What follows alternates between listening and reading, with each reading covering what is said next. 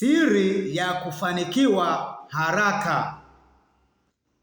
Iko siri ambayo itamfanya mtu afanikiwe haraka.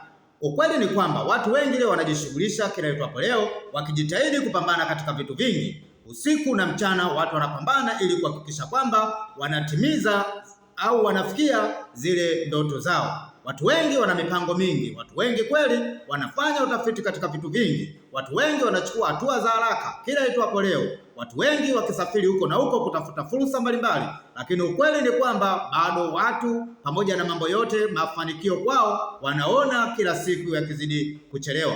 Wengi wana maswali mengi leo wakijiuliza ya kwamba ikoje au yamkini ni nini ambacho kinaendelea katika maisha yangu? Mbona kama shughuli najishughulisha, mbona kama ajira ninayo, lakini wapi ninakwama?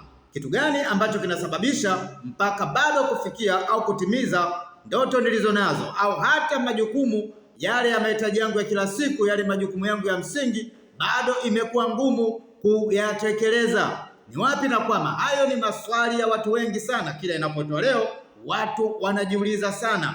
Lakini ukweli ni kwamba iko siri ya mtu kuweza kufikia ndoto zake kwa haraka. Iko siri ambayo watu wengi hawafahamu ya kwamba hiyo inaweza ikakufanya kufikiwa kwa ndoto zako au kutimia kwa yale ambayo unaona yakifanyika kwako utakuwa umefanikiwa. Basi leo nikwambie tu ni kwamba ni jambo gani pekee ambalo watu wengi bado wanashindwa kujua hilo, na huku wakibaki kutaabika na kuhangaika pasipo kufikia yale ambayo wameyakusudia. Jambo pekee ambalo linaweza likakufanya muda wa kufikia kwa ndoto zako, muda wa kutekeleza yale ambayo unayahitaji kuyafikia kwa muda mfupi, ni kuwa na chanzo zaidi ya kimoja. Hili ni jambo ambalo litapelekea wewe sasa muda wa kutekeleza yale ambayo umejipangia kuwa mfupi, kufikia ndoto zako kwa muda mfupi. Siri ni hii, watu wengi hawajui, ni kwamba kuwa na chanzo zaidi ya kimoja cha kipato. Chanzo kimoja cha kipato ni hali ambayo inaweza kabisa kukuchelewesha kwa sababu zifuatazo. Chanzo kimoja kitakufanya mzunguko wako wa pesa kuwa mdogo. Utabaki kuwa na kwenye mzunguko mmoja wa pesa kila itwapo leo. Lakini ukiwa na chanzo zaidi ya kimoja, basi tambua ya kwamba mzunguko wako wa pesa utakuwa umeongezeka. Jambo la pili ambalo ukiwa na chanzo kimoja cha kipato ni kwamba kikianguka utakuwa umeanguka. Na maana kama chanzo chako kimoja kitapitia katika misukosuko, chanzo chako kimoja kama hakitakuwa na matokeo mazuri, kama ni biashara, kama haitaenda vizuri, basi itakuwa upo katika wakati mgumu. Lakini kama unakuwa na chanzo zaidi ya kimoja ya kipato, basi hiki kikiwa kimeanguka, kupitia hiki kinakuinua. Kwa hiyo kuwa na chanzo zaidi ya kimoja ni hali ambayo itakufanya kuwa na mzunguko mkubwa wa kipesa, na kama kimoja kitaanguka kingine kitakuwa kinasaidia, na hivyo kukupa uhuru wa kifedha.